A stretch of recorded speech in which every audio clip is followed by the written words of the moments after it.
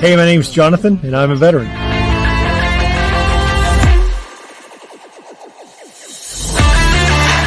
Hi, my name is Daryl, and I'm a veteran. My name is Chad, and I'm a veteran. Hey, I'm Travis. I'm an Air Force veteran.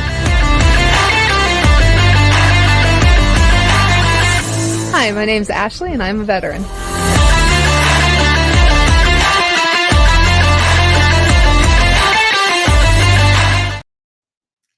Well, hello. Happy Sunday, everybody. You are watching Kara Lee with Conversations with a Vet. I really appreciate y'all taking the time out of your weekend to join me tonight for another great conversation with a veteran. Angry Sarge, welcome. You're here and you're angry. Jason, thank you as always for all of the support. Just a couple of things I want to talk about. So if you know of any veterans that have passed that are no longer with us, that is what tomorrow is for. That is Memorial Day, a time to thank a veteran. Think about them, those that did not make it home, those who are no longer with us, and give them a moment of your thoughts. And hopefully everybody is safe as well tomorrow, being Memorial Day. Don't know if anybody has any plans out there for the day, barbecues or whatnot. So love to hear about it. So put that in the chats. Let's talk a few moments about a couple of books, if you haven't already. This is called The Perfect Fucking Life, and that is from Jason Lee Morrison. It is his anthology, a very great read. You can find that on Amazon. And then we have, and I believe he's in the process of writing a second book, but I'm not sure. We also have Internal Volume. That is by Lee Allen Deckelman. And he is in the process of doing a second write on that book. A really great read as well. Again, Amazon, you can pick that up. I'm sure that there's probably some others that you can pick these up at as well. And then Richard Fleek, he has From Sailor to Backyard Cook. So it's a bunch of recipes that are actually from veterans that he's had on his show. And all of the proceeds for this go to his nonprofit called Minutes Wisely. And they take Gold Star families to different events at different places across the United States as a thank you. So, all right. Let's see. Who else we got? Sergeant John Rode, killed in action. Angry Sarge, thank you. Take a moment, if you would, think about Sergeant John Rode for tomorrow. Okay, so a great guest today who was so wonderful in accepting my invitation to join me today. And he is an Army veteran. His name is Donald Dunn. So please, everybody, join me in welcoming Donald. How's it going? Great. How are you? I'm doing good. Excellent. So do you have plans for tomorrow? No, just working around the house. And the honeydew list? Yeah. Right. Yeah. We know how that goes because we write the lists. Jason says, thank you for your service, sir. I appreciate it. So I know we briefly talked a little bit backstage before the show. And so just to kind of give you a little rundown of how we do things. So I'll start off with one of my favorite questions, and then kind of wherever you go, I follow. So pretty basic, you know how it goes. So, and you also have a podcast, and your podcast is called what? Spirits and Stories with Donald Dunn. Excellent. Excellent. And we'll get more into that after a bit. But let me start with my favorite question. Tell me a little bit about your childhood. Oh, man. So my childhood, I grew up mostly in the Midwest. And growing up, I wanted to be a pro football player. And, Okay. besides what they say, your parents always say you can be anything you wanted to be. Well, Right. when I was in third grade, I wanted to be a jockey, and I'm now 6'1" and Yeah, 200. no, you're too tall. So, did you ride horses then as a kid? I did. So we had some friends of the family in around Auburn, and their dad trained thoroughbreds, and so Nice. he was teaching me to ride, and when he found out I wanted to be a jockey, he kind of realized that he'd turned me on to something that wasn't going to be possible. In third grade, I was already taller than most jockeys. So Well, yeah, yeah, and they have a weight limit as well as height. yeah, yeah, Yeah, I yeah. would have one mad horse. So, do you still follow horse racing? Yeah, we go usually every Labor Day. I go up to Des Moines to visit some family, so Mhm. we make a trip out there to see the thoroughbreds run out there. Nice. That's cool. So, you have did you have a horse that you had, like, a favorite horse? No, No? I followed a few jockeys. I got some signed memorabilia from Pat Day and a few like that. So Nice. And that when I was a kid, my dad also always went out to the track and Exarban, and so I would stand, down there by the front gate where the horses were coming across the finish line, man. And Mhm. I just remember loving how you can feel the ground pounding as they're going by you. It just looked really exciting and something I've always wanted to do. Wow. So you wanted to do that first, then you wanted to be a pro football player. And Yeah. what happened with that dream? I found girls. I got so I started dating my wife in the beginning of eighth grade, and we got married right out of high school. So and that's what brought Wow. Oh my gosh. So you have been married for how long? this July will be 30 years. Oh, that's amazing. Congratulations. Since 8th grade. Yeah. That's amazing. Yeah, we got married in 94. Wow. That's pretty cool. Okay, so how did you then get into the mindset of the military? I actually got fired. So I I needed a job after getting married. I didn't know that when you said I do, you're actually saying I will pay bills. So um The adulting, yeah, yeah, the adulting part. I needed a job, and there wasn't a lot happening in Lincoln, Nebraska for a high school kid that just graduated with no real experiences. And so I needed to grow up anyways, and the military was the right place to do it. And so how was it that you chose what branch you wanted to go into? Um, so my favorite uncle was in the army, and my whole family served. So I got an uncle that was in the Air Force. My dad was in the Navy, and my favorite uncle was in the Army, and my grandpa was also in the Army. And that's what I didn't even go talk to any other branches. That's what I wanted to do, was join the Army. Excellent. And what did your parents think of this? Now here you are already married. Yep. So my dad, the only advice he gave me, both of them was happy about me joining. But I wanted to be a ranger is what I wanted to do. My dad, he said something to me, and I listened, and it turned out okay. But he said, "You're going to be a ranger." He said, "What are you going to do when you get out? Walk around with Walmart with a whole bunch of shit on your back?" He said, "You need to have a plan for when you get out of the military too." He said, "You need to learn a trade." And you know, besides my wife, the next thing I loved was cars. And so I decided, he was probably right. And I took his advice and I came in as a diesel mechanic. Um, but I still got that a little bit of that side of life too. I volunteered and went into the special ops community in 2000, and I was there for 2010. So even though I still got a taste of that side of the house with um, even with my career choice, so it still worked out good. We lost your sound. How about now? There we go. Were you a studious child? What do you mean? I was an only child, so Okay. Did you like school?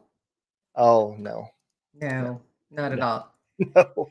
You know, I picked my classes based off of my wife's schedule. So Oh, wow. whatever classes she went into, that's what I signed up for. So I learned Spanish and French. And you could that way you could study together. Um, yeah, we could call it that. Yeah, we'll go with that. Studying it is. Yep. And so when you first went into basic training, how much of a shock and awe was that for you? To be honest, not really. Um, it really wasn't a shock, you know. I don't know. I don't know why, but that's a good question because that's the first time I've ever been asked that. But thinking back to it, you know, I don't think it was a shock. You know, my dad was kind of hard on me, so yelling at me was not anything new. Um, and so might have been why I picked the wife I did because she yells at me too. Um, but so I mean that part of it wasn't, you know, and I was really good at running. So I Okay. was always into sports, you know, football, uh, long distance running for track, and that's funny. I signed up for track for a girl too. So I'm starting to see a trend here in this conversation. 30 years later. Yeah. But so I mean, athletically wise, I was pretty good. You know, the only thing I really struggled with was push-ups, just because I had such long arms and not a whole lot of upper body strength. But I know it really wasn't a shock. I did good, and I enjoyed it. It was actually pretty fun. You know, Nice. we had a good So class. did you have thinking back, do you have any funny stories, anything funny that happened during basic training? Mm, funny stories in basic. Yeah, there is one now I think about it. Hmm. Um, Man, you're really making me dig. That's a long time ago. Yeah, Uh, well. so we were standing out for formation. It was early in the morning, getting ready to go to chow, and the kid to my front row, kind of to my 45, just fell out. He just fell backwards. Boom. And it was like the formation just split. Nobody even caught him. They just like, ooh, let me move out of the way. And Oh, he hit the no. ground and busted his head open. And this was the part where we were learning about NBC, nuclear, biological, and chemical warfare.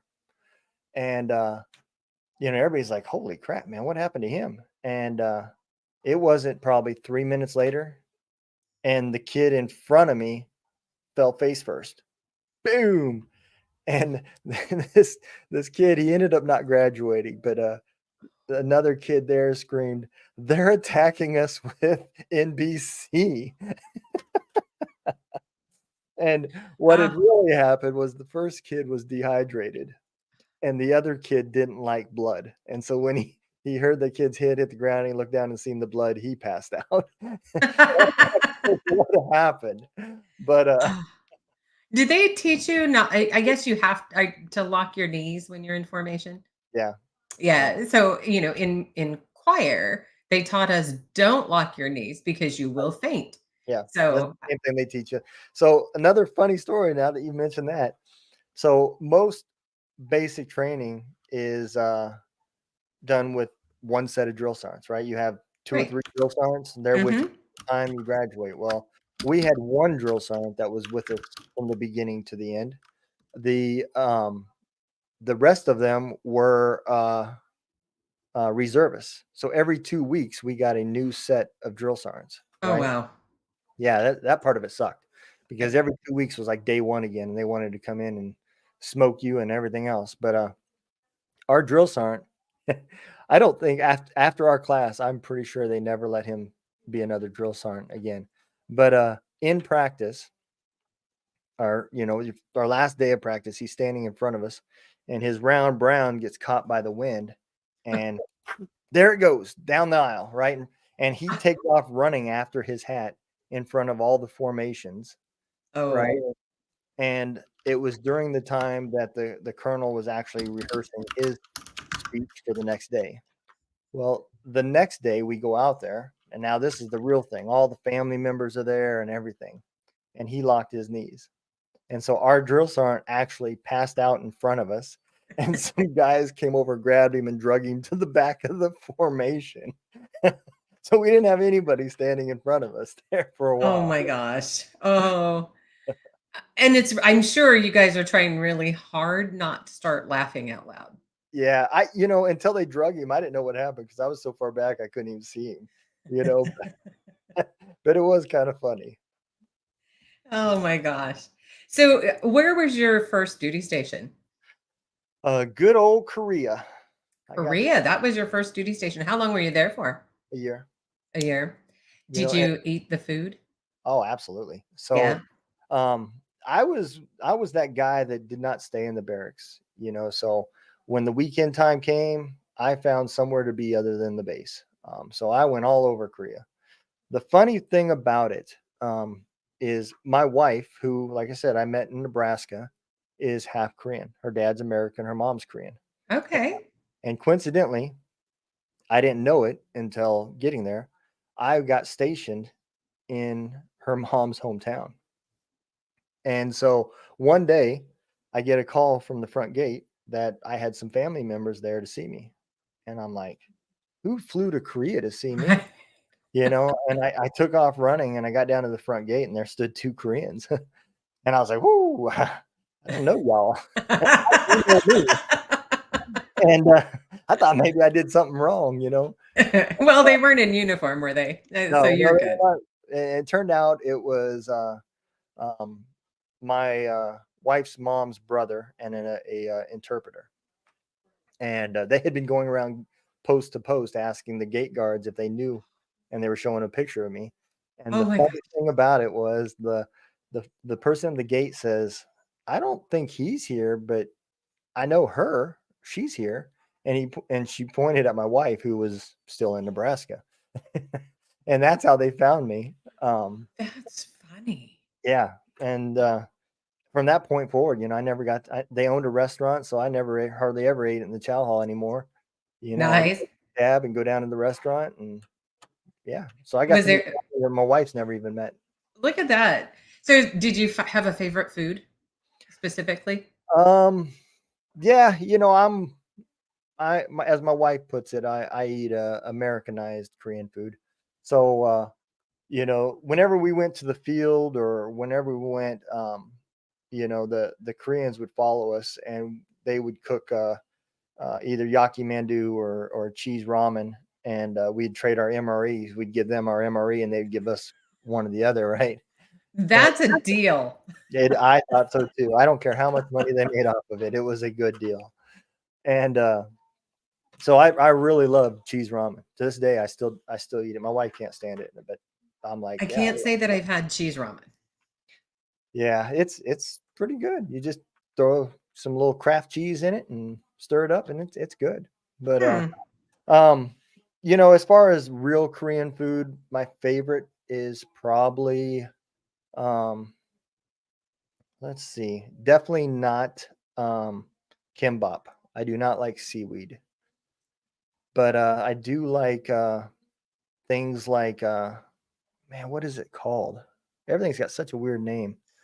I just let my wife cook it. It's noodles and they're cold noodles and they're really good, but I can't remember the name of what it's called. That's okay. That's okay. It's not a test. So, although you probably think it is not. uh, and so, with your first duty station, um, what was your MOS? So I was a 63 Sierra at that time, a heavy wheel vehicle mechanic. Okay. And so a lot of call for the mechanics. Yeah, up there, man, that was really probably one of my second favorite stations, probably third favorite. Even though my wife wasn't there, man, that was my first taste in what true camaraderie really was, because we didn't have any family members to rely on. It was just all of us over there. Right. And I met some really good lifelong friends that, I still talk to. And um, it was funny, but it was pure at the same time. So, the funny side of it was I learned some really bad habits that I didn't know I was actually learning bad habits on. So I had my NCO after work to relax. He enjoyed working on the vehicle, so he'd go get a 6-pack of beer and take it back down to the motor pool and continue to work on equipment and drink a few beers and then go to bed. And I grew up that way. I mean, that's, I worked on cars every second I got. My wife knew during the summer season, our dates was we were going to the racetrack. That's the date. We can watch movies in the wintertime when they're not racing. And um, so that's just the way I was, Right. I just loved cars. And so I thought that's what you do. You drink a few beers in the motor pool and work on cars. I didn't find out until the day that a lieutenant walked in there that wasn't allowed. But How did that conversation go? he wasn't mad with me. He just told me to go back to the barracks.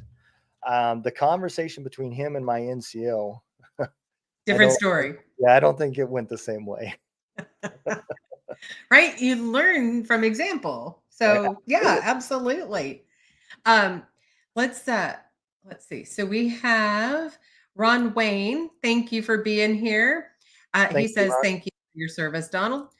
And we have Ivan from I'm Not From This Planet ITT. He's giving you some salutes there. So thank you all for being here tonight. Appreciate you.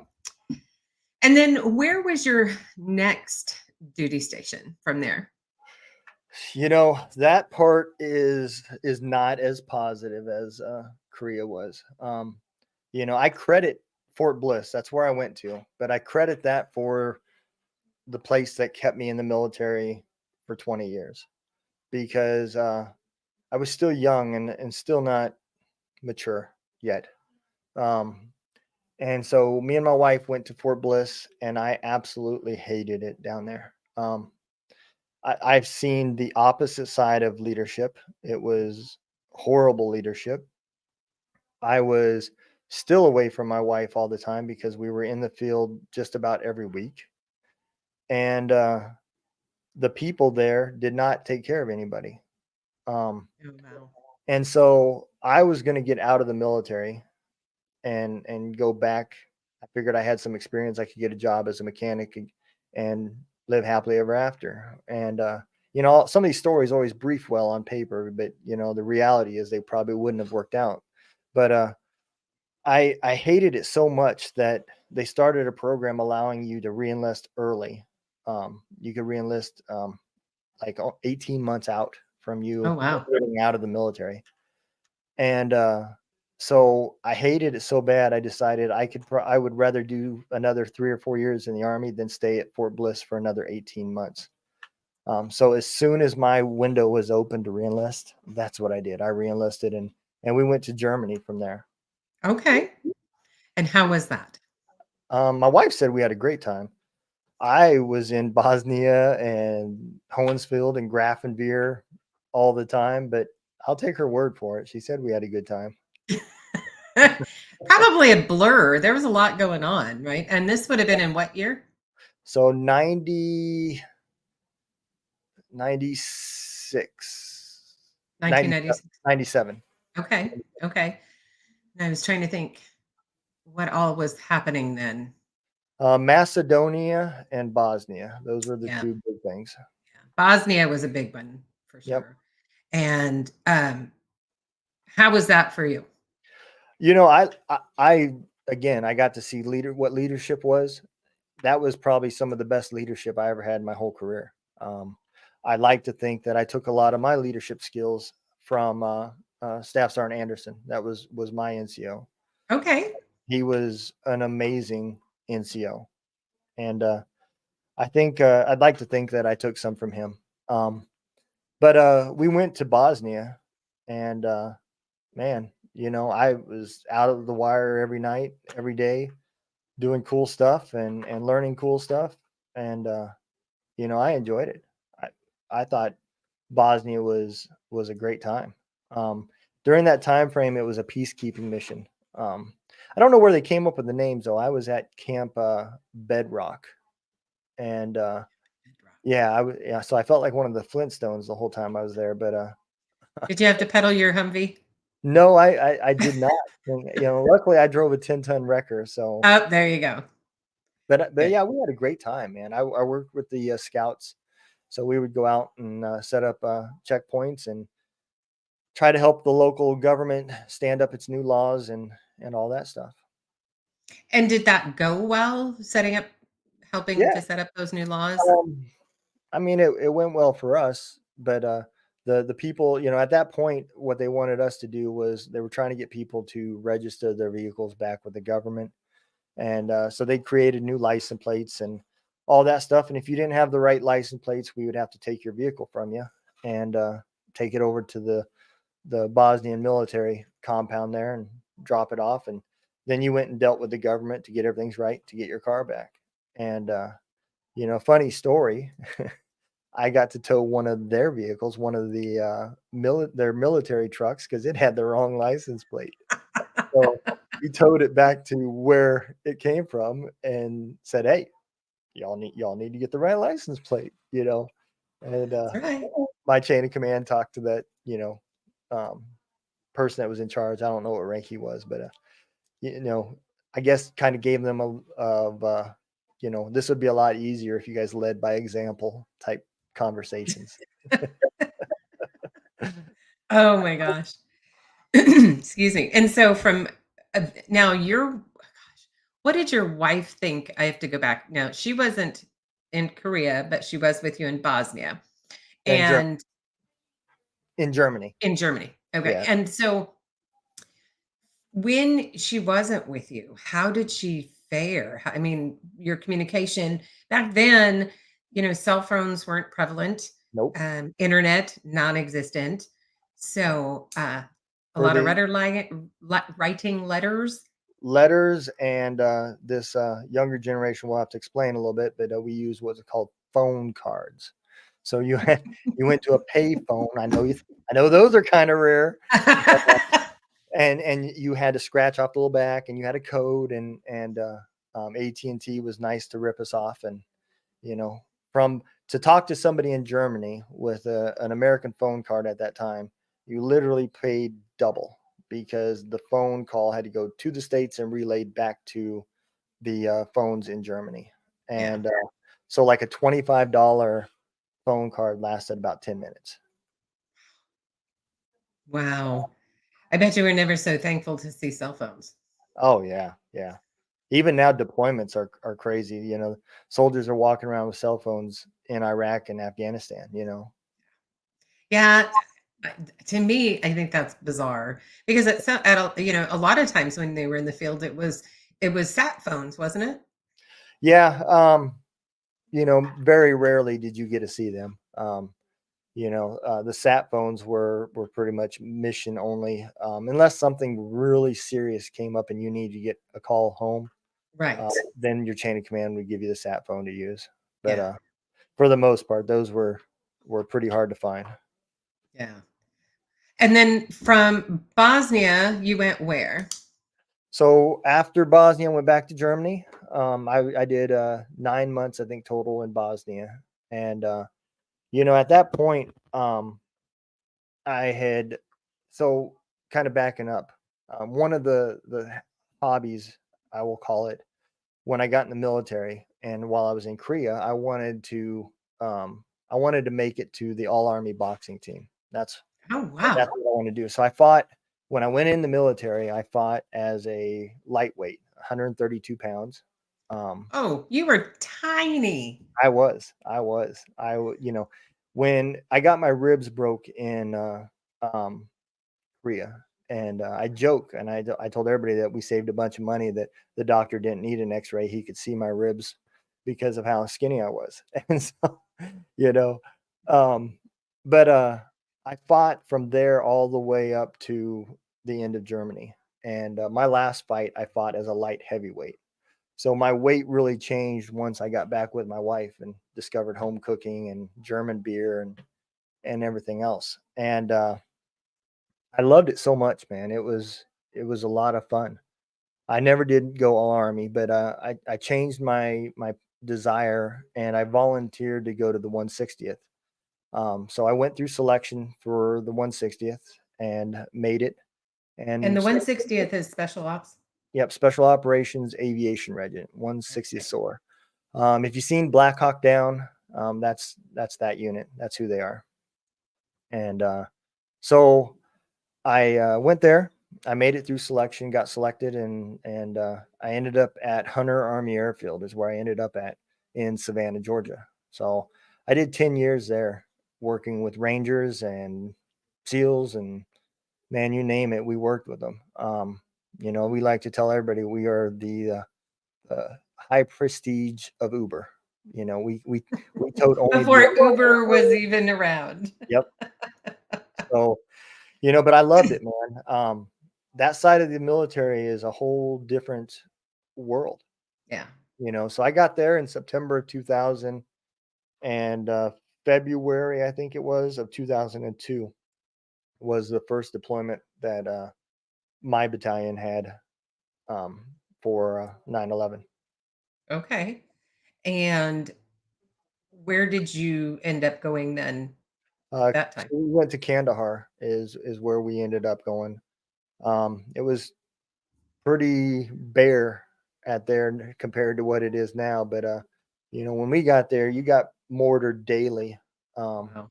and there was no chow hall, so it was all 3 MREs a day, is what you got. And didn't eat the food. I didn't eat very much of it. I ate usually about once a day. Um, after what I brought I still remember my first meal there. I had brought some oysters and crackers and cheese. And when we landed, it was early morning, and I was hungry, so I sat down and ate some of the crackers and oysters and little cheese whiz I had. So that was my first meal ever in a combat zone. But it was long days after that, trying to set up camps Yeah. and everything else. There was no power. You know, the Really? the Okay. yeah, So no generators for nope. anything. No, that we had to set all that stuff up. So as it came in, we started setting up power for our part of the camp, and it was like Mad Max. Everybody had their own little area, and whatever assets you brought is what your little area had. Um, we didn't have no motor pool. I helped build a motor pool, so we had a bay to bring vehicles into, and an office and all that type of stuff to work out of. Um, in between, like I said, mortars and everything came pretty often and pretty regularly. Um, and we kind of learned, you know, at the end of the day, if you weren't out on mission at the end of the day when the sun went down, you met at the old burn barrel, and everybody said a prayer for those who were going out on mission that night. And, then we stood there and joked around and told stories, and that's how we passed the night. And during the day, when you were resting, you were probably just like most out there trying to catch camel spiders or sand vipers or any other Yeah. kind of rodent out there that you could mess with just to kill time. Um, and there was a lot of them at that point because they weren't used to humans there yet. Um, and so we Yeah, seen, camel spiders. For those of you watching this or in the chats, if you don't know what camel spiders are, Google that. You are I have arachnophobia. It's horrible. So the first time I looked them up, I thought I was going to pass out. look, they are a spider, but I Yeah. can tell you that I know for a fact that they are big enough that when you are driving at night and they run across the road, you will see them running through your headlights. I mean, they are huge. Um, there's some pictures of soldiers holding them by the legs, and they go from their waist to their knees. I mean, they're not tiny.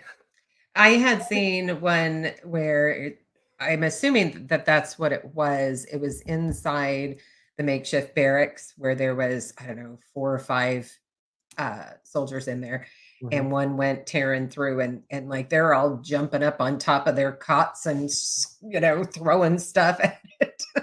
Yeah. The camel spiders weren't the problems over there. It was one, it was the sand vipers. People would get bit by those snakes, and there wasn't a lot of antivenom. The antivenom was spread out through the theater, just because they didn't have a whole lot of it yet.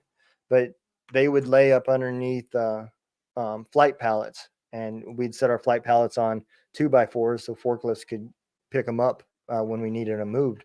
So you'd go over there, walk over there, grab something off of a flight pallet, and there would be a sand viper up underneath there that would strike out at you. Yeah. And those and scorpions, you know, Yeah. the having to wake up. When you were over there during those times, man, there was a whole different lifestyle that you lived by. Every morning started with you sitting up and dumping your boots out and shaking them out in case that a sand viper, or not a sand viper, a scorpion or something climbed up in there looking for some warmth. Right. Because there's some radical temp differences over there too. It'll reach 130 during the day and 75, 80 at night. You'll put a jacket on, you'll be cold. Yeah. And so what was the terrain? What So was that that like? area, so that area of Afghanistan is what you would kind of picture a desert to look like. You could see some mountain ranges out in the viewing, but Kandahar itself is pretty flat, and the sand is like moon dust. So when you step, you can see the powder flying. The No funny moisture. story there. One time I was there. I opened up my tent and walked out, and it was orange, right? And we were going through a sandstorm, and as the time that the sandstorm came through, it started raining, and I literally watched mud balls flying down. It was like God was throwing mud balls at us, because as the rain was passing through the sandstorm, it was clumping up, and Yeah. you'd hear them hitting the tent like little balls of hail, but they were just things of mud, sand, and water. Wow. Yeah, so not when you want to go outside and open your mouth. Oh, it's raining. No, no, you know. Oh my gosh. And so how long did you say you were there?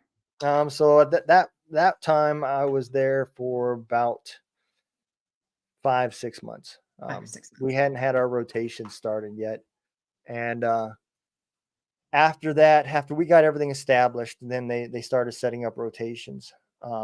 So for about the next, I don't know, 6 months or so, we were doing 3-month tours over there, and then Iraq kicked off, and so we sat in a place close to Iraq, and sat there for 5, 6 months waiting for that to get kicked off, and then we ended up setting up rotations to there.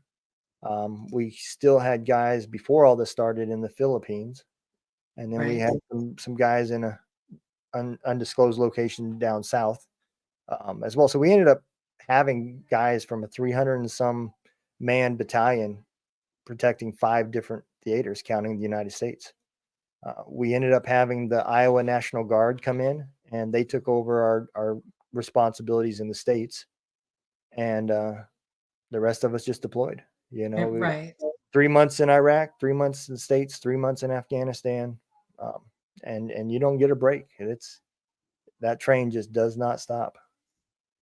Right, exactly. So how different was the scenery between Iraq and Kandahar? So yeah, Iraq was sandy, but it was like really hard sandy. Iraq is really close to like the West Coast out here, Nevada, Yep. that area. Um, Kandahar is not, the southern region of Afghanistan's not like that. Like I said, it's real soft. Um, I guess probably similar to Saudi, maybe, Okay. something like that. But if you go north, like up to Bagram, it changes. I mean, you probably go up 6, 7,000 feet in altitude. You're Okay. up there in the mountains. There's snow on the ground till like April. So it's a whole different region, and it's all rock, and there is no sand up there. the terrain is one of the things that made it so hard for us. You Right. know, Yeah. we were not used to fighting at that altitude. And so with that kind of terrain, how were the motorized vehicles? How did I mean, was So there a lot of use for them out there? not really. Humvees, yes, we'd use them. Um, but there wasn't a whole lot of route clearance. Everything was pretty much done by helicopter, and that was another issue. We were losing troops going back to the States because um, Bagram sits right down in the center of a mountain range, and they are so high that our Chinooks literally would only take a minimal amount of fuel and a maximum amount of weight. Any more than that, they couldn't get high enough over the top of the mountains without getting shot at. So what they would have to do is refuel after they got out to be able to conduct the mission, and then make Right. sure they burnt enough fuel to get back and get up over the top of the mountains to land. One of the funnest rides is in a C-17 landing in Bagram airstrip, because they stay extremely high to get over those mountains, and then once they start to peak, man, it's a straight drop. It'll lift you up out of your seat. Oh, wow. It's They call it a combat landing, and they're not joking. It's a lot of fun. It's a Uh, good roller coaster. yeah, I'm not a heights kind of person. I can do airplanes. I prefer the smaller planes to the Yeah. larger planes.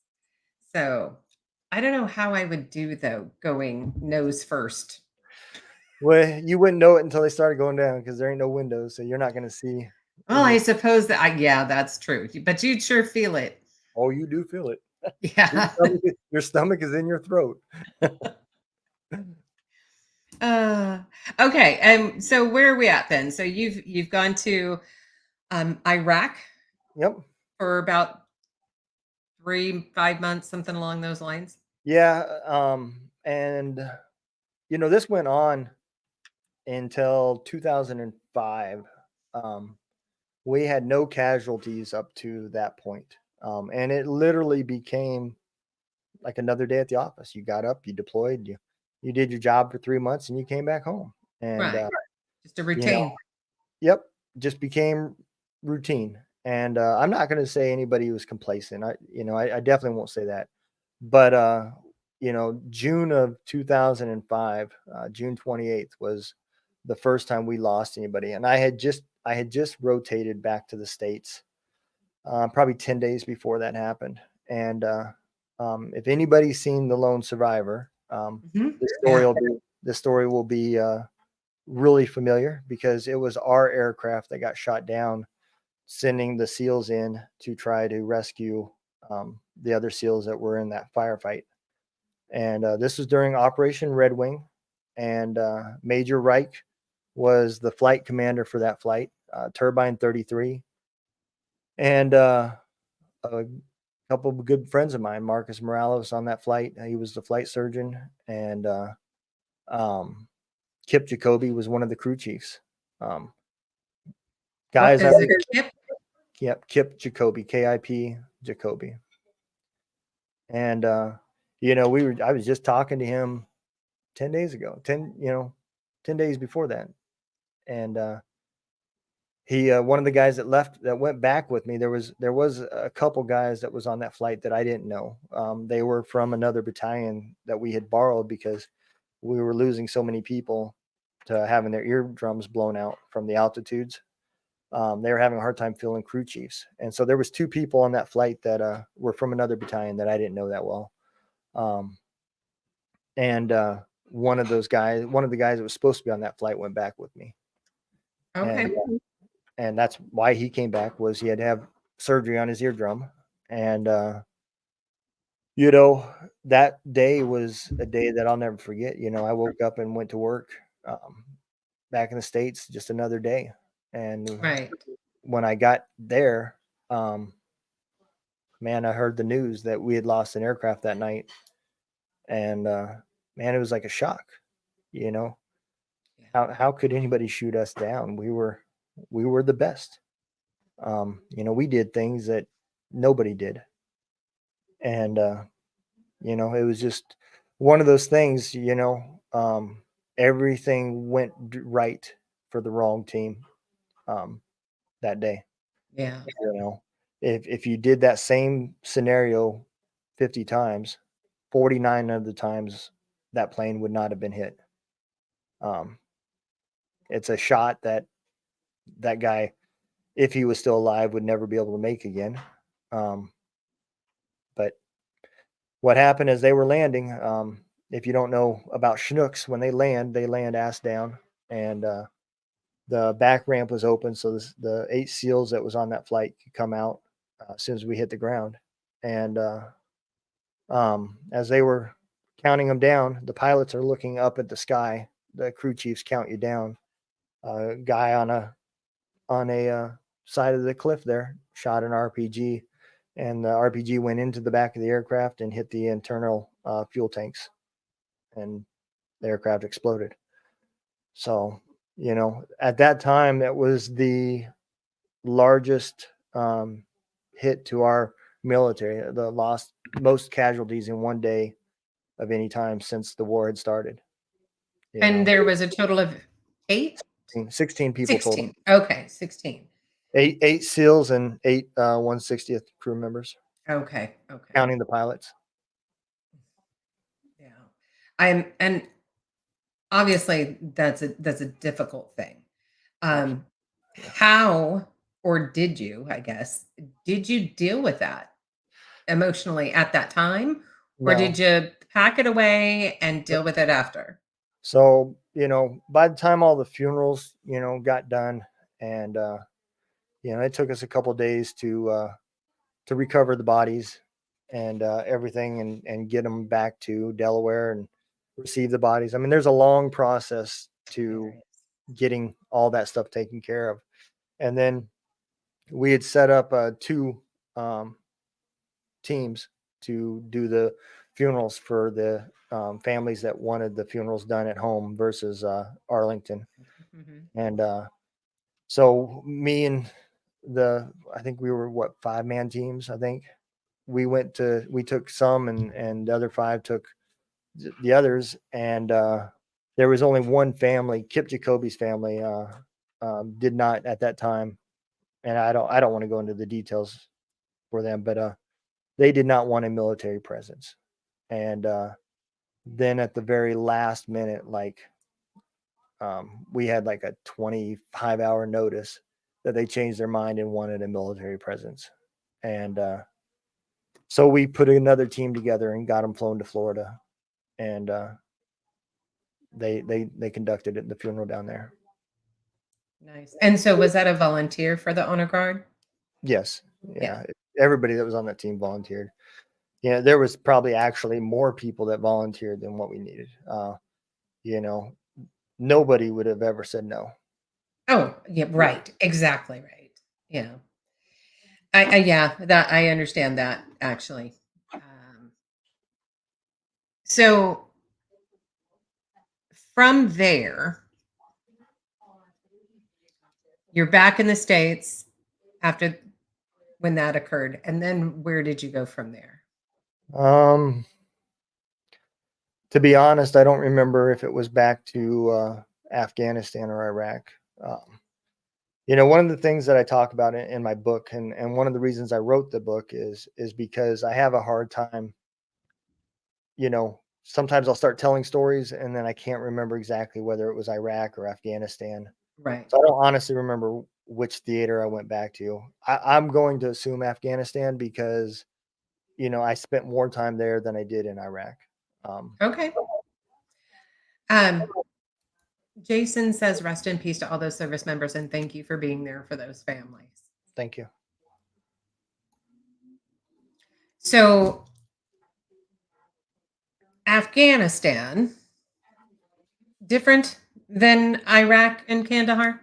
Oh, absolutely. Absolutely. Afghanistan's a different type of fighting than it is in Iraq.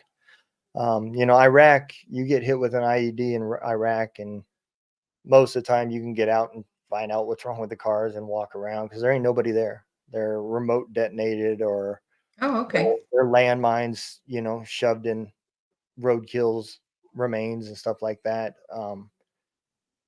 Or they're put in cars that are parked alongside the roads. Afghanistan wasn't that kind of war. When you seen um, an IED go off, you better be ready to fight because there was usually somebody there to fight with. And there was never one IED. They were usually daisy chained together. It was a whole different type of fighting in Afghanistan. Um, I other than a few places in Iraq, it wasn't uncommon for psyops and people like that to be going out to villages and orphanages and reconning information like that because it was a different type of fighting. Um, Afghanistan, they were for real. Yeah, they were definitely serious about what was on their agenda.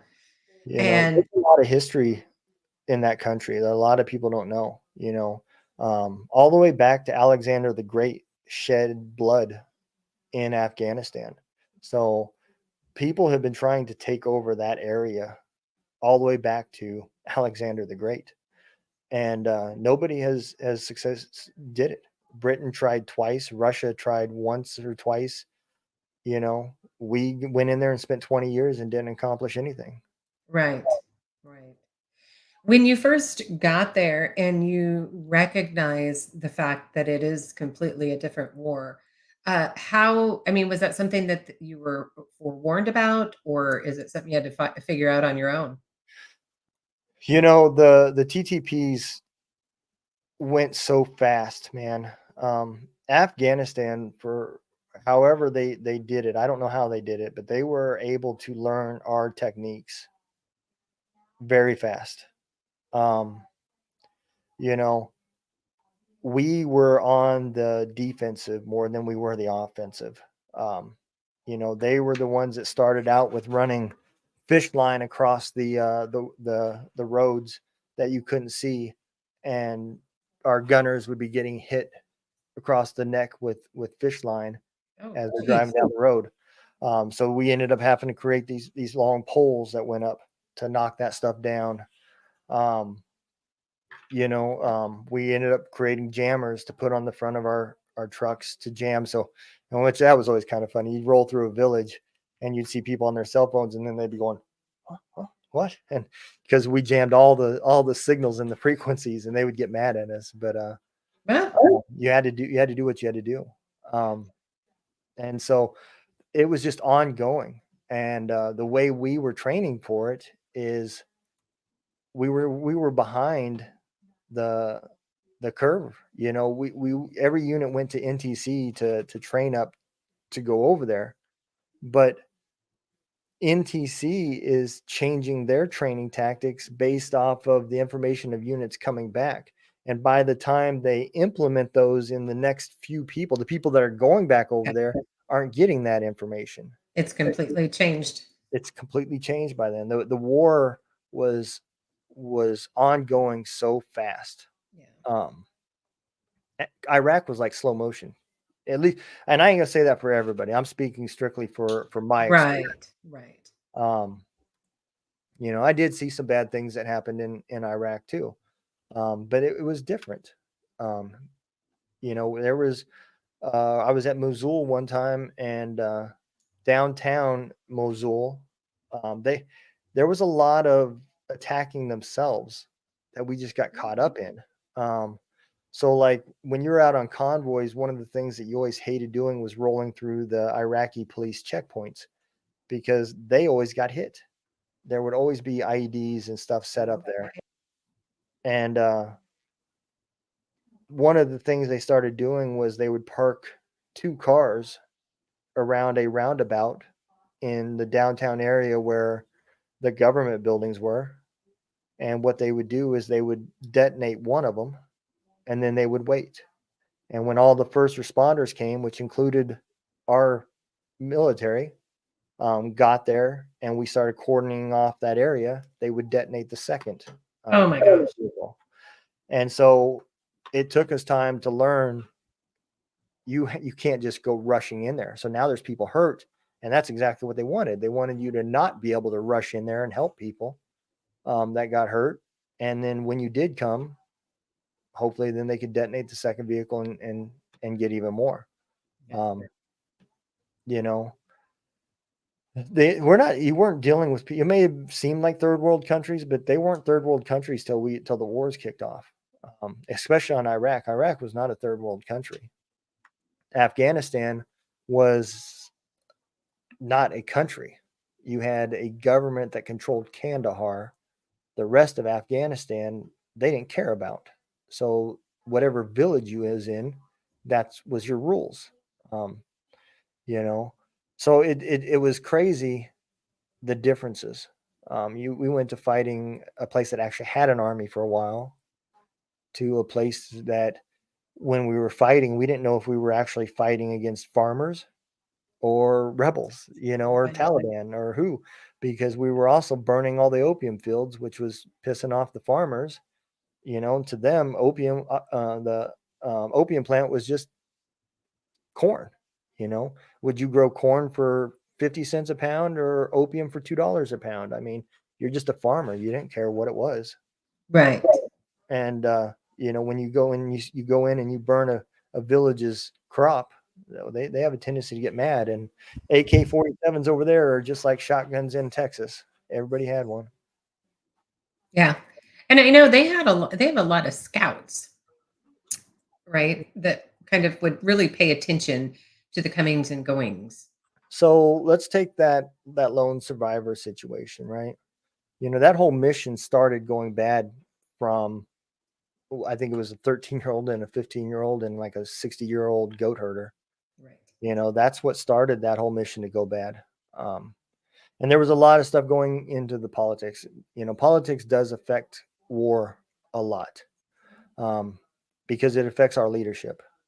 And so when you have to start handicapping yourself on, if I'd make this choice, and we're not talking about what I'm going to have for dinner. We're talking about hard choices. Right. And then you have to add in, what is my image going to look like after I do it, versus the enemy that don't have to deal with any of that. Had those roles been reversed, had it been a 15-year-old and a 13-year-old American boy and a 67-year-old American goat herder, and it had been the Taliban they would have killed him. Right. There would have been no thoughts about it. But we were going through a time where the Marines had just got hit really bad for publicity wise, over that prison camp that they were doing bad stuff to the prisoners there in Iraq. And, that type of stuff comes into play. What is the media going to say if they find out that we killed a 13-year-old and a 15-year-old? Yeah. They don't look at the alternative, and in that particular situation, those guys probably made the right choice, because they were in trouble no matter what happened, whether the goat herders and the kids returned or if they didn't return. Either way, it was going to draw people out looking for them. So. And I had a question for you that just kind of went away. Can't quite think of it. So through all of this, how was your wife doing with you being gone and knowing where you were at? And that was the main reason for the book. I didn't talk about any of this stuff. It wasn't until last year that my wife knew any of this stuff. And so it literally, I remember the first time I deployed, and my wife dropping me off and her giving me a kiss goodbye and tears running down her face. Compared to the last time I deployed, my wife rolled over, gave me a kiss, said, "See you in a year." And it was like business as usual. Right. I went to work, I came back. And when I came back, they asked me how things were. I said, as usual, no issues. My wife knew better. She just didn't know what they were. She didn't sleep in the same bed with me for 2 years, because of all my bad dreams. And a couple times she got hit in that forehead with an elbow, and, got tired of not being able to sleep because I'm screaming. And, then she would ask me the same questions, "What's wrong?" And I would just tell her, "Bad dream."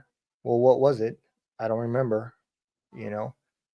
And things just went downhill fast from there, you know. By the time I had left the military, I was dealing with, well, I wasn't dealing with it. That's the true problem of PTSD and depression, and I didn't like who I was anymore, and I was struggling to even have a conversation nice with my son because he reminded me so much of the guy I couldn't stand, which was myself. And I ended up starting a trucking company when I got out, which was not a very smart thing to do when you're struggling mentally. And I did that for 6 years, and I thought that was the perfect job because I didn't have to deal with anybody. I Right. had to be left alone.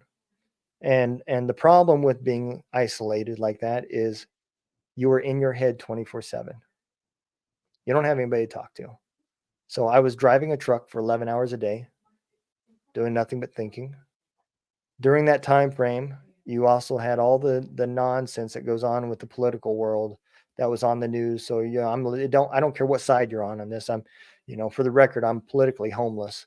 But That is quite a way to put that. yeah, I mean, I don't trust any of them. But no matter what side you listen to, they're going to put hatred in your mind. And so, at that side, I'm more of a Republican, I guess. And so I was getting that hate, Right. you know, and already hating myself. Now I'm hating the world. The world's coming to an end. It's all doom and gloom. And by the time I got help, I found myself just having anxiety driving home, knowing that I'm going to be home for a weekend, and everybody's going to be walking on eggshells because I may explode for any reason. And I got to the point where I didn't like that anymore, so I quit coming home. Um, I'd lie to my wife and say that I ran out of hours, but I was really 35 miles down the road, and I would spend the weekend getting my hours back, and then I would go back out for another 6 weeks. And finally, everybody that goes through this has an aha moment, and what you do next is how the story gets wrote. Um, Right. Luckily, my aha moment, I decided to get some help. Not everybody makes that choice, and I got some help, and that was a great thing and a bad thing because once I started getting level headed and could see the wake behind me that I had created, now you have to accept responsibility for that. It doesn't matter why you did it; you still did it, Right. and that's what I've been doing up to this point is trying to fix the crap that I did. So, was this something that you went through the VA for help, or did you find some other resources outside of the VA? My biggest problem was my temper, and I got into it with the VA rep when I was clearing out of the military, and the last thing I said to the VA was, "I don't need your effing money." Um, all because I tried to ask him a question, and he told me I had to make an appointment, and he was just standing. It was before he even started work, and all I wanted to know was what paperwork I needed to bring for tomorrow's appointment that I had with him, and I lost my temper. And because of that, I refused to go to the VA. I was too proud. I told him I didn't need his damn money, and I meant it. I didn't need his damn money. So I went and used TRICARE, um, and I seen an amazing doctor, and that might have been the best thing. I don't know how the other way would have went, but Right. that Right. that might have been the best thing because I seen a guy that specialized in PTSD, and he got me on track. He at least got me to the point where I was thinking straight. Um, you know, he ended up closing his business about a year or so after I started seeing him. And, I made the same mistake that every person did. I really didn't know nothing about mental health. I wasn't experienced with it around other people. The whole time in the Army, if you said you were thinking about killing yourself, you were the guy that you're going to put on detail and treat like shit all the time.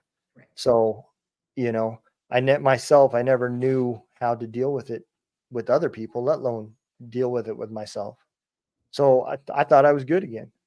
The cold's gone. I took the medicine. Right. Doc, doc closed his shop. I just stopped taking the meds. And I slowly went right back down because I didn't deal with that underlying problem. I didn't actually take care of the problem. I just, my symptoms were taken care of.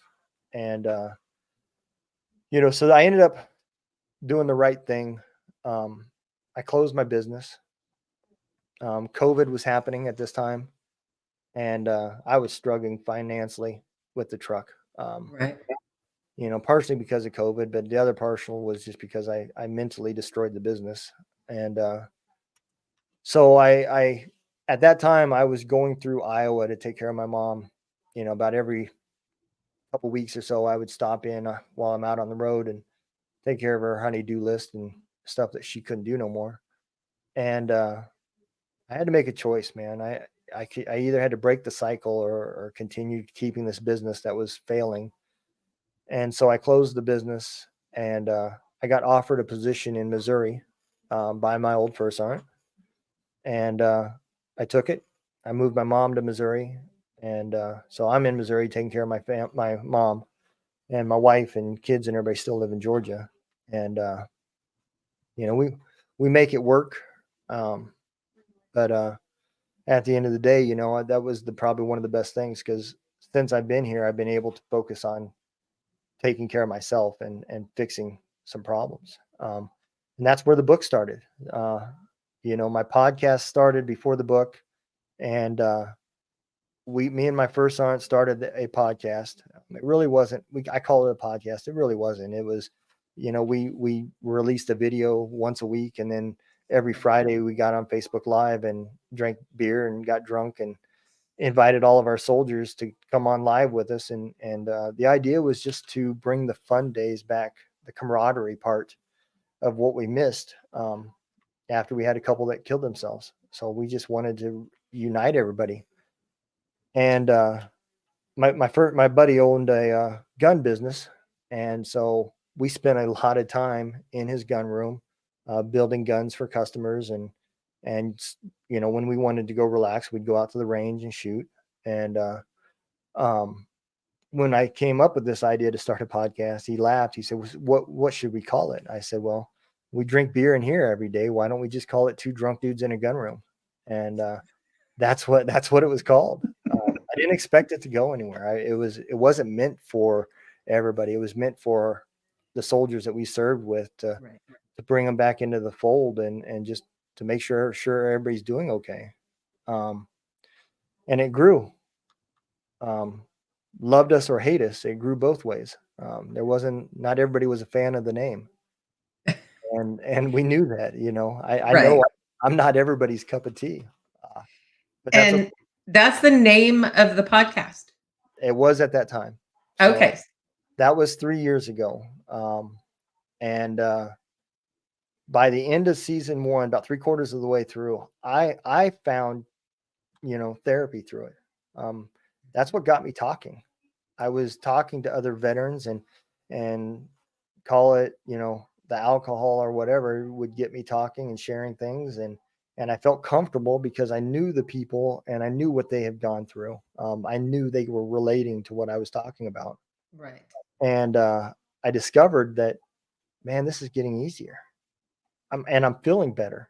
It wasn't going the same direction for my buddy. The VA had messed up his medication, and he was dealing with some stuff. And so at the end of season Was this 1, the first sergeant? yeah, yep, he dropped off, and I left it the same name for season 2. That's why if you go through my list of shows, there's a switch in there from season 2 to 3. Okay. And I left it that way in case he decided to come back. And I discovered another issue with the veteran community at that point.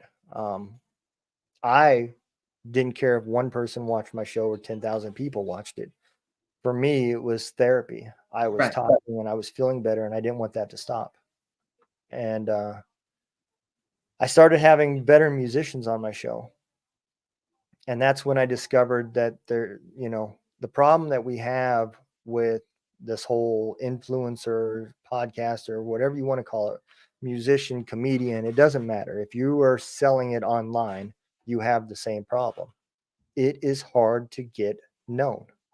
It is Absolutely. hard to reach people.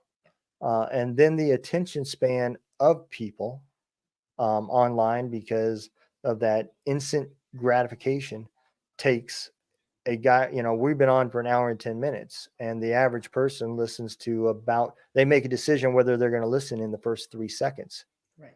you know, and I didn't care. I had a full-time job, but some of these people I was having on my show didn't. If they weren't on a stage somewhere performing, they weren't putting food on their table. They weren't providing for their families. And I didn't like that. I didn't think it was right that somebody who had a dream to be a musician, who had the skill set to be a musician, who put that dream on hold for whatever reason to serve this country, and then spend 20 years serving the country, and now they're too old to do their dreams because there's no money left in them, because they're now 45 and the amount of their time in their career is going to be shortened. I didn't think that was right. They weren't competing in fair grounds. Um, so I came up with this harebrained idea, that I would just start a radio station. And I'm sure everybody's had it happen. You say something out loud, and next thing you know, you start seeing advertisements for it.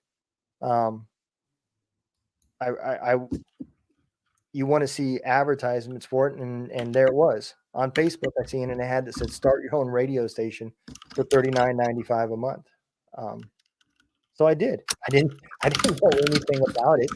I didn't know anything about copyright. I didn't know any of that stuff. I just thought people would give me their music and I'd play it. And I got schooled really quick that that's not the way the game works. And so I had to turn it into a business. And I got licensed. I had some organizations help me, Operation Encore. I always shout them out anytime I can because they're an amazing nonprofit. They helped me get it going. An artist named Shannon Book helped me learn where the rules were playing at. And, now that has grown to 3 different stations. We have what's called Simplify Country. That's our country station. We have Ranger Rockwave, that's our rock station, and then we have Vet Mix, which is our mixed genre station. And we've had people get invited to Zach Brown's camp, Southern Ground, for Heroes Week. I've had people reach out to me and have them apply for Operation Encore. And all of this came from people listening to that radio station. Hero Stock is another great organization. Our connection started because they had a need for bands, and I had the product. Right. So we connected, and I connected him to several of the musicians, and now he talks to all of them directly, and they get booked. He used people from our radio station for all the Hero Stocks this year. Nice. He's done the same thing. He's already booked out to like 26, all with artists that are on our radio station. And that's exactly what it's for. It's about putting food on their table and allowing them to live their dreams. So I discovered that there was more than just artists that had that problem. There's podcasters that have that problem. There's authors that have that problem. So I created the nonprofit called Heroes Voice Media Foundation. I'm really hoping we get to file our paperwork by July, sometime in June. I hope to be able to get it all financed and done. But that is the actual nonprofit. And then underneath it, we have our podcasting program called Military United Podcast Streams. With that comes a Roku channel that the podcasters are on. We created what's called MMTV, Military Music Television, for all the musicians that have created music videos. And so that's on our Roku channel. If you have Roku and you want to download it, it's called Military United Podcast Streams. You can go to the app store there and download it. It's free. It doesn't cost anything. And then on top of that, I'm now talking with some people and trying to get some donations of, people that had podcasted and don't want to do it no more. And they got old equipment laying around. Well, we want people to send us that equipment so that we can help provide some veterans that want a podcast, but don't have the money to get started. And, the true reason behind this is while I was podcasting, I found what really helped me. I had a guest on my show, and his name was Rick Yee, and he owns a business. It's a for-profit business. It's not a nonprofit, but it's called the Warrior Way Mindset. It's a group therapy, and man, it helped me tremendously. That was the only thing that really helped my anger problems. To be honest, Really? I learned a lot about myself. So anybody that ever sees his commercials or advertisements, I can vouch for him, and I'd be glad to talk with anybody. Tell them I don't make anything off it. I'm not affiliated with them. I just, I went through the program and it's amazing. But I found that through podcasting, and so I want other veterans, if they're struggling, I want them to, if they want to document their story and they want to talk, we should encourage that. Um, and whatever we can do to help them keep their ratings up, to keep them motivated, to keep them doing it until they find the therapy that they really do need. We try to have get-togethers. The goal is to start having get-togethers with guest speakers to get these veterans out of the house, not just behind a camera, to get everybody united. And so that's the main program for what we call MUPS, Military United Podcast Streams. And then the radio station we just discussed. Mm-hmm. The big goal behind that, and I'm working with some organizations on that as well. I'm sure everybody's heard of the CMAs, right? Yes. Well, before I die, you will see what's called the VMAs, the Veteran Music Awards. I'm excited about that for sure, because I can tell you now, I don't know. I had a guest who's an independent country music artist. Mm-hmm. And so we will talk after and see if you have heard of him. And if not, I will get you connected. He is Air Force veteran. Okay. So yeah, that's great. I think you only have one Air Force guy on there that I know of for sure. Joe Allen Christie. He's the only one that. Oh, then nope, not the one. So yeah, so we'll get you connected there. A really great guy. I had gotten his contact information, sent him a message. A couple weeks went by, figured I'll probably never hear from him. Mm-hmm. And he sent me a text. And we chatted for about, I don't know, 10 or 15 minutes, and then gave him my number. So he called, and we were on the phone for like an hour and a half, just shooting the breeze. And him telling me his story, and then he came on the show. So his story is out there. So definitely have you check that out. But really Absolutely. great guy. And I know I've seen a lot of veterans that, well, at the beginning of the show, I showed some authors, and as you're an author as well, and then you've got the musicians and artists, and just I had another veteran actually on the show talk about that didn't realize that there were, especially when it came to special ops. I think he singled them out. However, it's true for all of military. There are some very talented people. Yeah. And so certainly, to bring that veteran community together in wherever we can and help really put a spotlight on those talents for them, I think that's a huge thing to do. And what a great achievement that you've gotten to, Donald. Yeah, So, it's important that we're not only just focusing on PTSD. Those things are important too. exactly. But you need to also be willing and able to celebrate the win, Yes. and if you can do it and keep people talking and living until they get the help, and if they're doing what they love, then I think it's a win-win, man. Right. And I think that's the big key. That's a lot of what this channel was about. One, it was the only way I really knew how to honor our veterans. And the other was to help my sons, my military sons, find resources because I knew they were going to be getting out at some point. And as a mom, granted, yes, they're, over 18 years old and men, but I'm a mom, right? And so we do what we can to help guide them and make their life a little easier. So the second part of this whole show is finding resources, and not just here, but across the nation. So every guest that I have, that's a question that I ask them is what resources did you use when you transitioned? And what resources are you aware of today in your state? Yeah, that's a tough one, man, because the big programs out there are hard to get into. Um, you know, the big ones have the budget to advertise, so they're the ones that everybody knows about. Yeah. You know about the VA, you know about Tunnel for Towers, you know about all these major companies because they got the money to advertise. Right. But where the real help comes from is the mom and pops.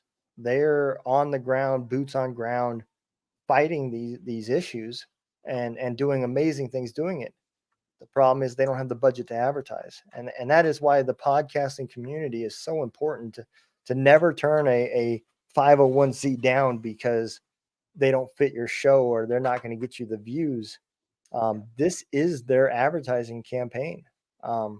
And you have to be able to get them out there. We don't charge, if nonprofits that are veteran related want us to create a commercial and advertise for them on our radio station, we don't charge them anything.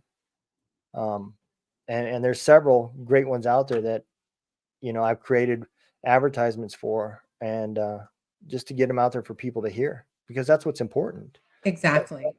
Exactly. So a little unknown fact about me. I used to be a DJ. Oh, awesome. So in the 80s, yes, I'm dating myself. I was a disc jockey for a top 40 radio station in Reno, Nevada. Okay. And then I was a DJ for a little over 3 years before we moved in Montana.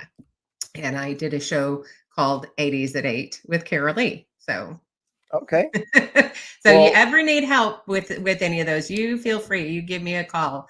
So we will be talking when this is over because yes, we do. We had WKRP. Yeah, absolutely. that's right. That's right. I love that show.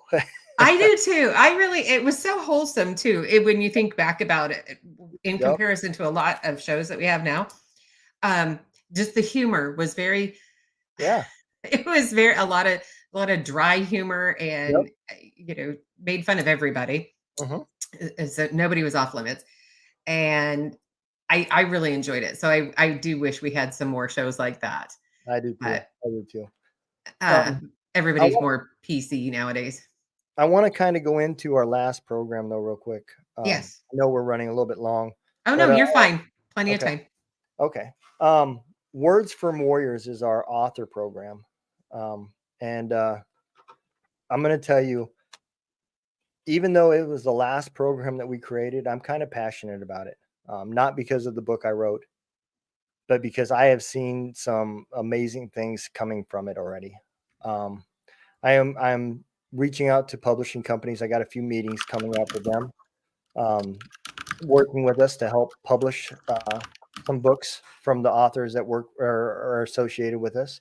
Is this an LLC? No, it's part of our nonprofit. Okay. So do you have a website? Yep, it's a words. So that program's website is wordsfromwarriors.org. Okay. Right? And our actual nonprofit's website is heroesvoicemediafoundation.org. Heroes Voice Media Foundation.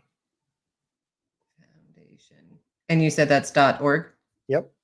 And the only thing that's .com from us is our radio station, and that's Veterans Voice Radio, or Veteran Voice Radio, not plural, Veteran Voice Radio .com.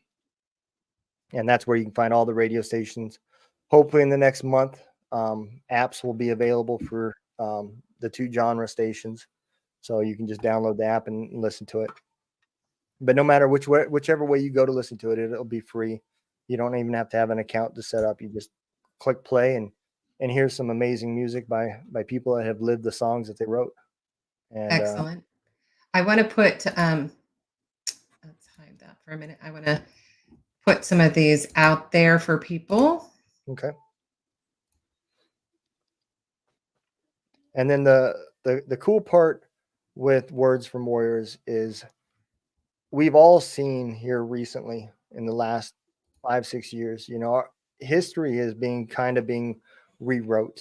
I'm not going to say true history or whatever. I'm going to say what has been taught from the time I was a kid up to now. And when it started bleeding into the veteran side of the house, that's when I really got worried. There's some iconic stories that came from Fort Bragg and some of these Yes. bases. You take the 82nd Airborne and go all the way back to World War II, and you're going to hear some amazing stories from the men of men. And it's weird to think that maybe in 10 years, nobody will know, they'll be talking about the 82nd Airborne in 1942 that came from Fort Liberty. Nobody will know that it was called Fort Bragg at that point, and that type of stuff worries me, that we're literally taking things that are our military heritage, good or bad, and getting rid of it. And so the other part of this whole system that is going on is we're giving veterans the opportunity to document their stories now, whether it's through a song, through a podcast, through a book. Once it's on the internet, it doesn't go away. Good or Right. bad, And so I think it's important because people that start researching stuff, they're gonna be seeing shows just like this, of me talking, that may disagree with history that was taught 30 years later. That's right. Our war was not a popular war on all fronts. The veteran community is not happy about this war and the Yeah. way it happened. A lot of us, to include myself, feel like we were kind of bamboozled on the reasons why we were there.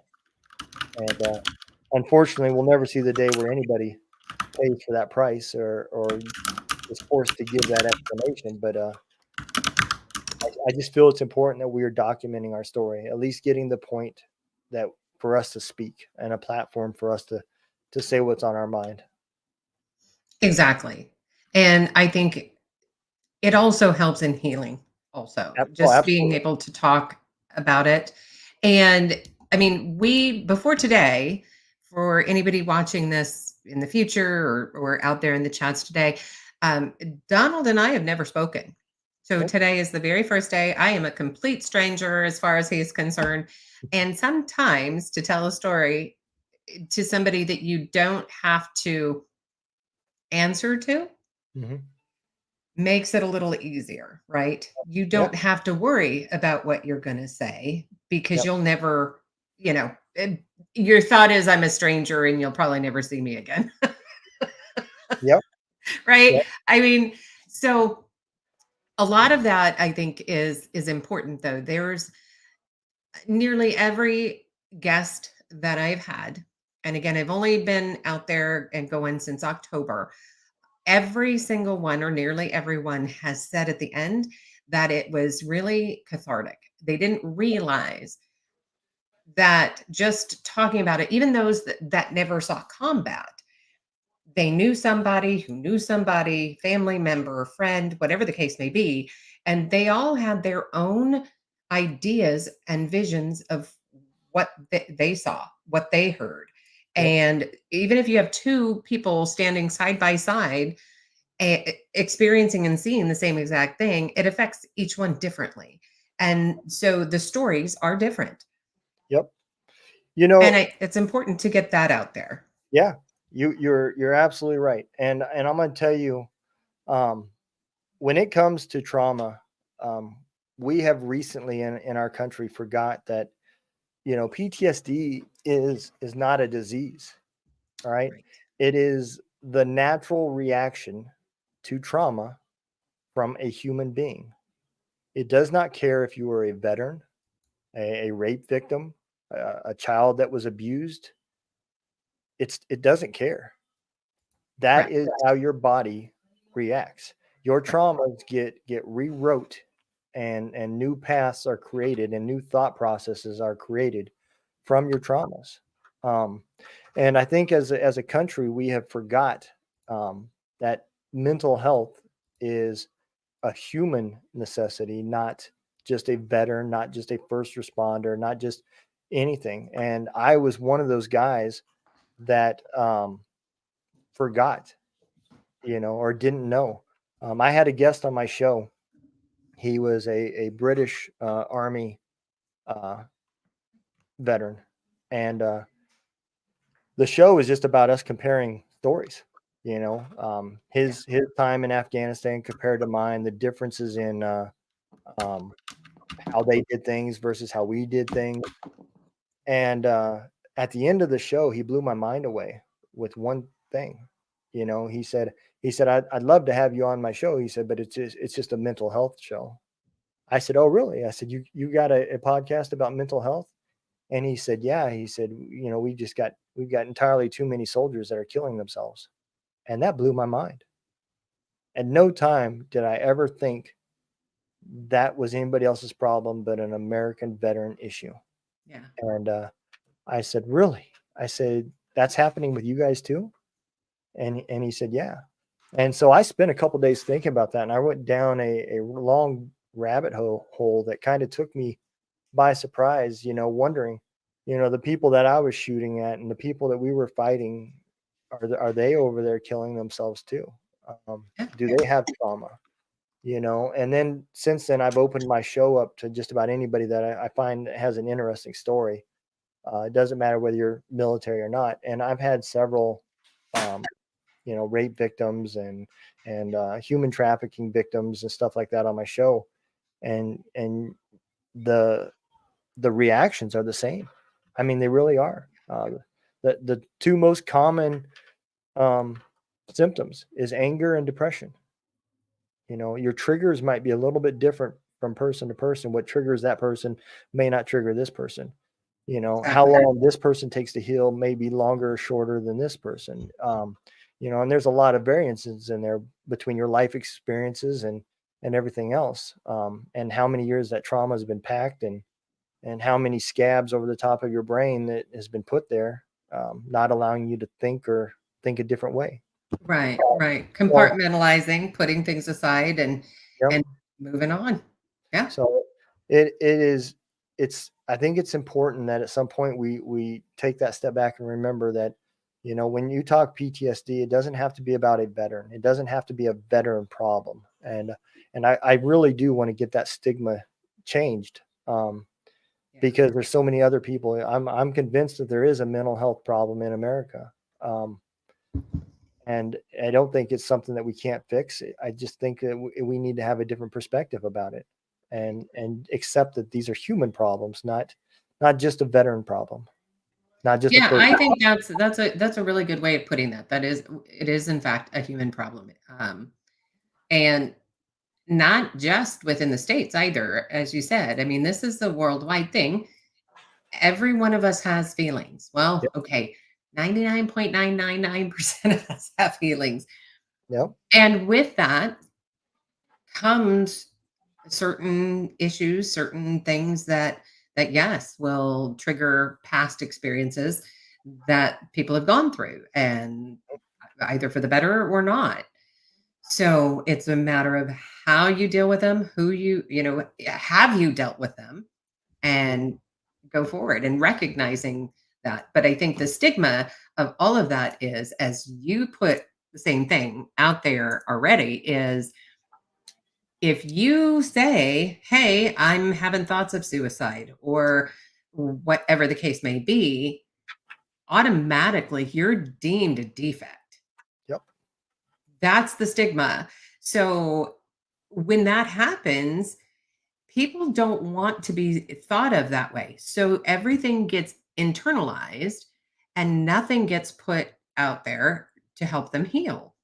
So that's where we as individuals, and I don't care, I'm not saying veterans solely, I'm not saying civilians solely, I'm saying as humans, we need to come together and make sure that those who are struggling understand that it's okay. And that stigma that once was our grandparents needs to be obliterated.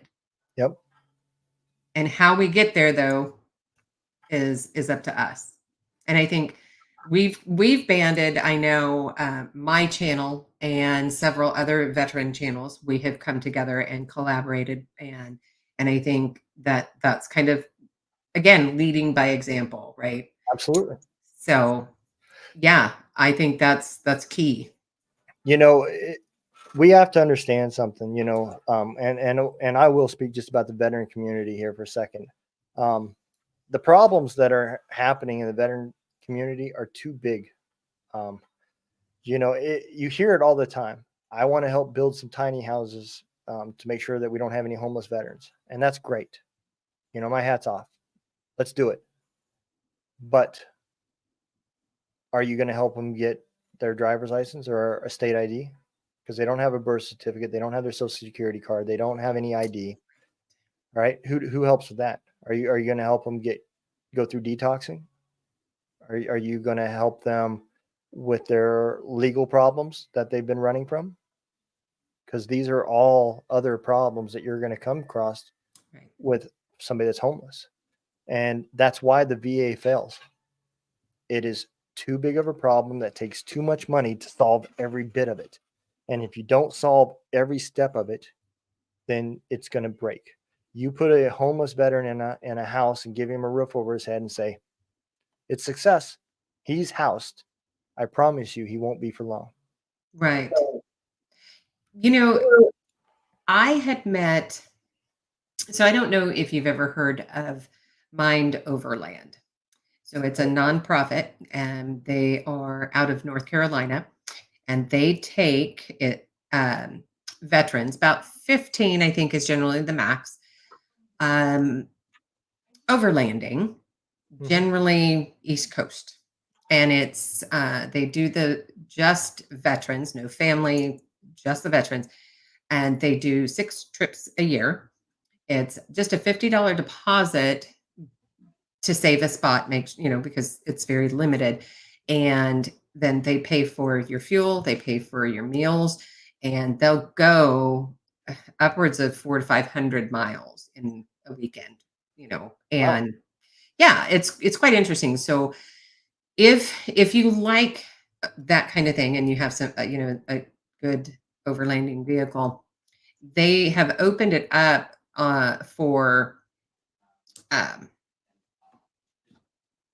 I just lost my train of thought. They've opened it up in November. What's the holiday in November? For Veterans Day. Thank you. I don't know why yeah. So Veterans Day, they have opened it up for supporters of veterans, veterans' families, and of course, veterans. And we were invited to go last year, which we did. And it was amazing. Absolutely amazing. They had probably about 100, 150 veterans with their families, and then several podcasters and supporters. And one in particular, her name is Stacy Buckner. And she last year was she was nominated for CNN Hero of the Year. And one of the stories that she had told was, now she's not a veteran, but I think she works for the VA or something along those lines. But she started actually taking clothing and food to homeless camps Awesome. and found a lot of veterans. And she would, of course, give them clothes. And the response was, "What do you expect me to do with this? Yeah, it's clean clothes, but I'm filthy." Yep. Well, that got her thinking. And the next thing you know, she put an external shower on her Jeep, that, collapsible breakdown kind of thing. And so that they could shower when she would come, Hmm. give them the clean clothes. So, and then of course food. So she's constantly, and then she'd put a little portable, I mean, very small portable washing machine in her Jeep so that she could wash their clothes. Wouldn't be able to dry them, right? They can hang them up somewhere, whatever, what have you. But, Yep. at least along those same lines that you're talking about, Yeah. because it's great to take them clean clothes, but if they're filthy already, right? So it absolutely makes sense what you're saying. Yeah. It's a very difficult problem. And unfortunately, you're going to have a hard time finding any major corporations that want to get behind something like that Right. because it is going to cost a ton. Yes. It absolutely is. And there's a very low ROI that's going to come from it. The amount that they're going to have to spend versus the amount of publicity they're going to get from it is not going to be the same. Exactly. Exactly. So, yeah. So I think, just starting talking about these things and these issues and working together as a community of podcasters and veteran podcasters or podcasters for veterans like myself. Yep. So is a good start because then we're able to put our heads together and start communicating those ideas and getting them out there to the public because now we've got that channel. Yep. Absolutely. So Absolutely. You know, it's just the podcasting community in general is just amazing. I mean, it they really is. really are. We're all doing a cause, and if you take us as an industry and you start looking at everything that all the different podcasters do, whatever their charity of choice is, man, we're doing a lot of amazing things. Yeah, there Yeah. are a lot of nonprofit organizations that are out there for veterans that are not affiliated with the VA. And not to say that there's anything wrong with the VA. I'm just saying um, it's amazing that what is out there. So another one going into your words from warriors.org Mhm. as well as Heroes Voice Media, etc. Mhm. So there's a group out of, well, I think it actually started here in Tennessee. It's called Warrior Rounds. Okay, I haven't heard of them. Yes. And so I'm going to make a note to get you that information. But Warrior Rounds, now this is one of those, it's not something that they can do a lot of because it costs about $30,000 to do Yeah. per person per veteran. But being that Nashville is here, a lot of those singer-songwriters or just the songwriters will have a veteran come in. They'll sit down with that veteran and have the veteran tell them their story and how they want their story to be known, funny, serious, dramatic, whatever. And that songwriter writes it out, then puts it to music, and then they all get together at a specific cafe or bar, whatever, what have you, and they debut that. And there's also videos of them.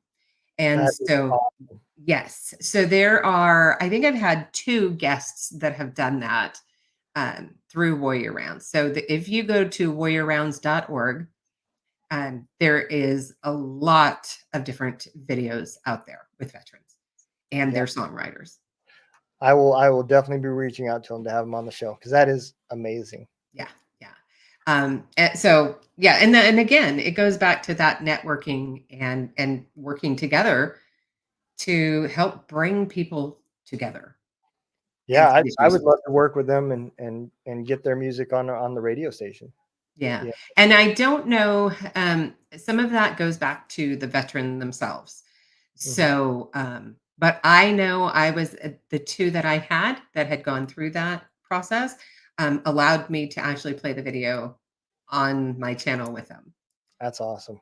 So, Yeah. but yeah, so we'll work through all of that and get you all of that contact information. But before we end this show, if anybody out there has questions for Donald, please go ahead and get those in the chats. I do have a question. My oldest son always asks this question. He is a Marine. Mhm. And the question, I know you touched briefly on the Marine Corps, but did you work closely or side by side with the Marines while you were enlisted? Trying to think.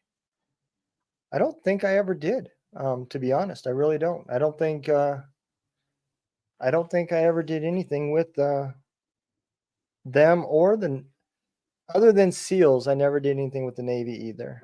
And that makes sense. They usually will run in tandem. Yeah, but no, I'm trying to now. I kind of wonder why. I mean, I've worked with a lot of foreign militaries. I've worked with Russians. I've worked with Canadians. Um, British. Yeah, Norwegian. I don't. It's crazy. I never have worked with the Marine Corps.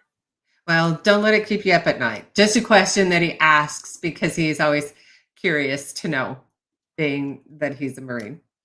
So, I can tell you. I can tell you why our country station is called Simplify Country, though. okay. We named each of the stations after whichever branch had the most artists in it, and the majority of our country artists are Marines or Navy. So, Really? yep. Oh, wow. So yeah, I'm definitely gonna have to check this out because of course that, I'm a Marine mom. Yep. So it, kind of warms my heart. I can't say favor them because that's not fair, but Oh no, it's fair. I mean, we all have our favorites, and the if you think about it, we had a comedian that works with an organization called Ruck It Up for Warriors, and they have a comedy event every year. And she was an Air Force veteran actually, and the way she described the branches, she described them as and their personalities based off of how old they were. So the I can the imagine. the ones that are the one that was still in the tummy and hadn't came out yet was Space Force, and and all the way up to the oldest child, which was the Army. And Army. yeah, and it was really cool because the way she took the attitudes of that age group really did kind of relate to each of the branches. So it was really cool. I need to find a video and share that with somebody. But yeah, I Yes. And did she talk about all of the teasing between the branches, like kids? absolutely. Yeah. Yeah. And that's exactly she would talk about how the siblings would fight between themselves Mhm. and everything, and I have seen it. You know, the story about we can talk crap about each other, but you better not do it, Yep. is true. There, I don't care whether you hate the Marine Corps, hate the Army. When you see somebody that never served talking crap about any branch, Yep. you know, it ain't gonna fly. That's right. That's exactly right.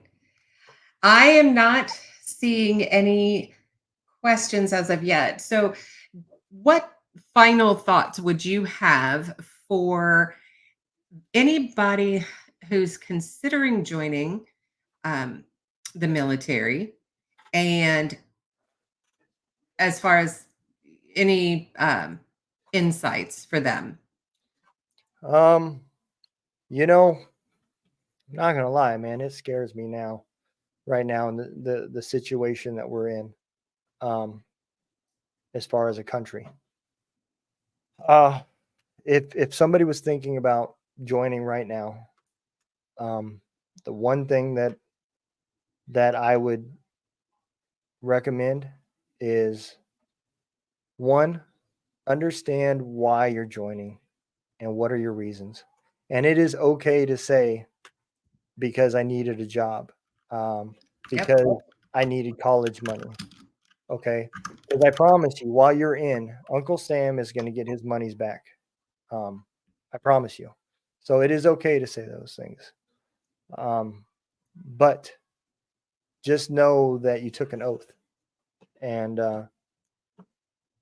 when you sign that line, you're going to become part of a brotherhood, no matter what branch you signed up for, that is here to support you. And if you need help, reach out, because you will at some point. And I don't just mean mentally. Nobody signs up for the military for the money, so you're not going to be rich. That's so You know, true. you're going to have money problems. You're going to have bad days. Your mood cycle will be up and down, and it is okay to say you need help. While you're in, you're going to learn that it's not. What is being briefed to you and what is expected of you will be two different things. I promise you. So don't let somebody tell you that if you need help, not to go get it because you'll be considered something or you'll be looked at differently. Right. Take care of yourself. Excellent. I think those are excellent final words. So I want to thank you again very much for joining me tonight, having that conversation, and some really great topics that you covered and shared. And I want to also say thank you for your sacrifice and your continuation of serving this nation with your channels and podcasts and etc. So much appreciated there. Everybody out there, I want to thank you in the chats for joining tonight. And hopefully, you guys will all have a very safe Memorial Day. A couple of names to think about tomorrow. One we have is Donald's friends. So we have Marcus Morales. Yep. And Kip Jacoby. And then we have Angry Sarge had posted, and that would be Sergeant John Rode, who was also killed in action. So a few names that you can think of tomorrow and thank them for their service and their sacrifice, because that is what Memorial Day is all about. So, all right. Thank you, Donald. And again, thank you. Yes, Mike McClune, welcome. And hopefully you will enjoy the rebroadcast as much as we enjoyed the actual live show. It was lots of fun. And that's correct, Jovicu. It is not. Memorial Day is not about the sales. Nope. So, all right. Well, everybody be safe tomorrow and give those veterans who are no longer with us a thought tomorrow. And let's go ahead. I think we are about ready to wrap it up. So, Donald, thank you very, very much. Everybody have a great night. We'll see you next week.